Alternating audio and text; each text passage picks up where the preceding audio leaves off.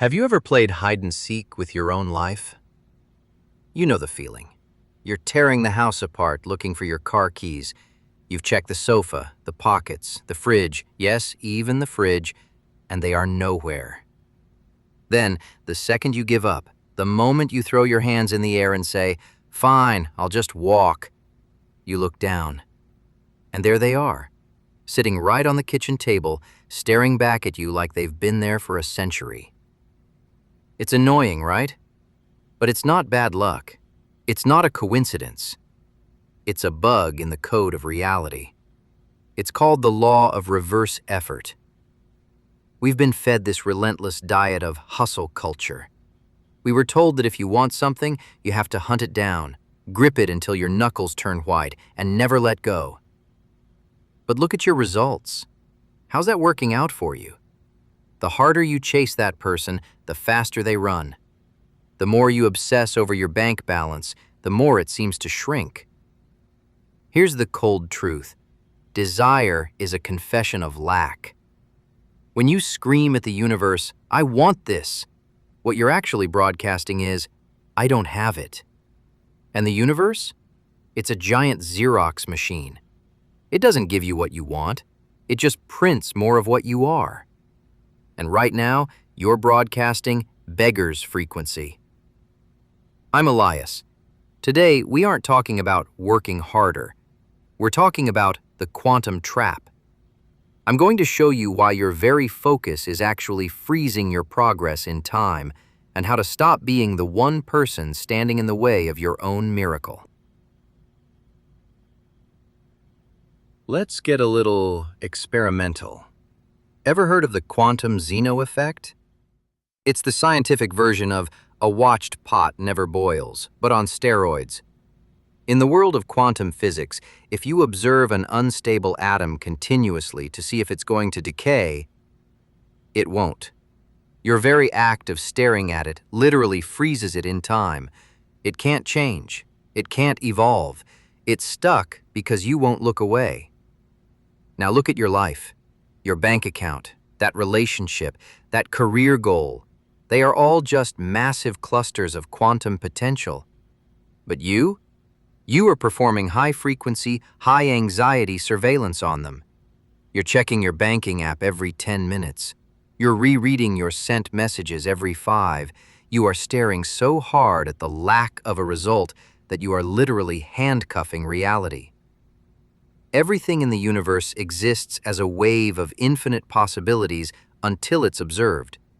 It could be a yes, it could be a no, it could be a miracle. But when you stare with eyes full of fear and greed, you force that wave to collapse into the one reality you're terrified of, the reality where nothing happens. Think of energy like a shy, sensitive cat. If you corner it and stare it in the eyes, screaming, "Love me," it's going to bolt. But the second you turn around and start doing your own thing, it's rubbing against your ankles. To let things happen, you have to withdraw your surveillance. You have to stop checking. When you remove the pressure of your anxious gaze, you allow the particles of the universe to rearrange themselves into a path you couldn't even imagine. Let's leave the quantum lab for a second and look inside your skull. Ever wonder why you're a genius in the shower, but a complete idiot during an important interview? It's because your brain has a bandwidth tax. Think of your mind like a high-end laptop.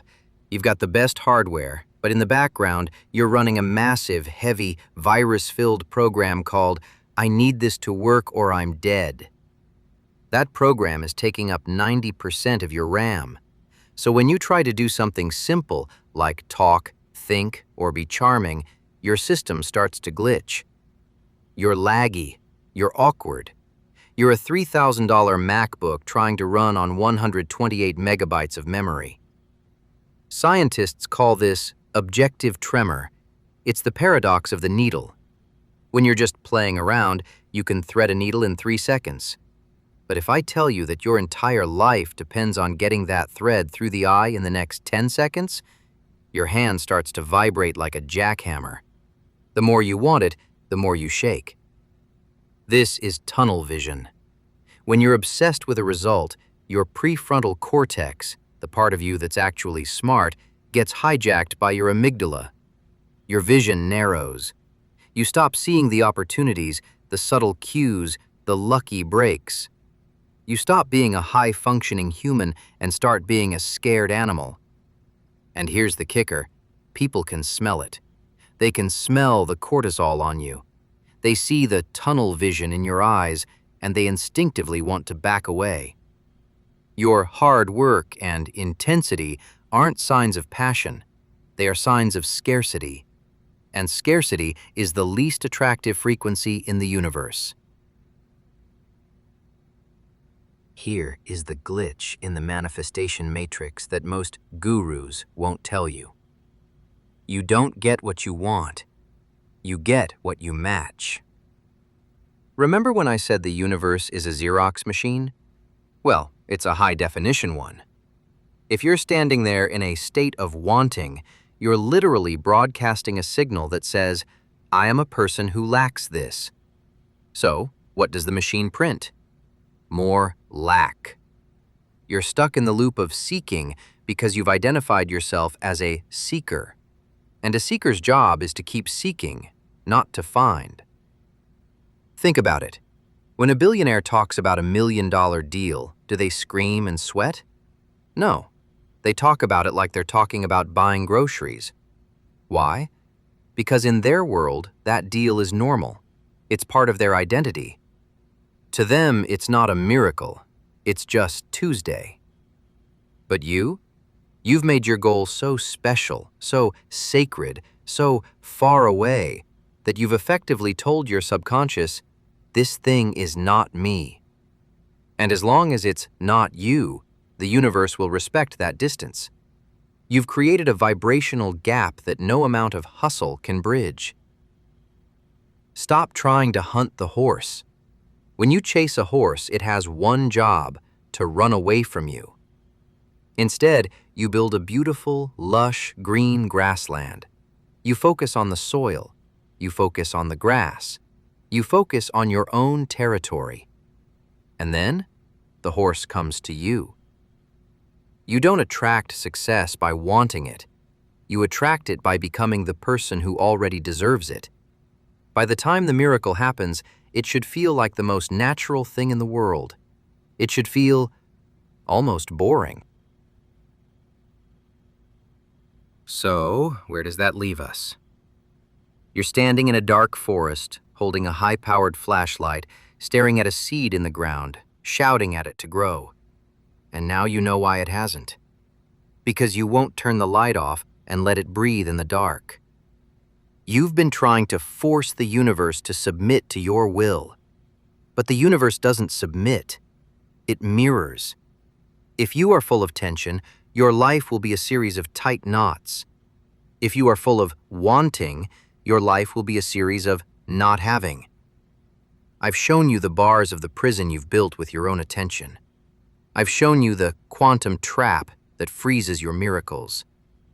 And I know what you're thinking. Okay, Elias, I get it. I'll just try really hard to stop wanting. Catch that? You're trying to force yourself to let go. That's just the trap with a different paint job. In the next video, we're going to stop diagnosing the problem and start the rebellion. I'm going to show you the master switch. We're going to talk about the power of zero interest and why the most dangerous decision you'll ever make is the only one that can save your soul. I'm Elias. Stop hunting the horse today. Go plant some grass instead. I'll see you in part 2.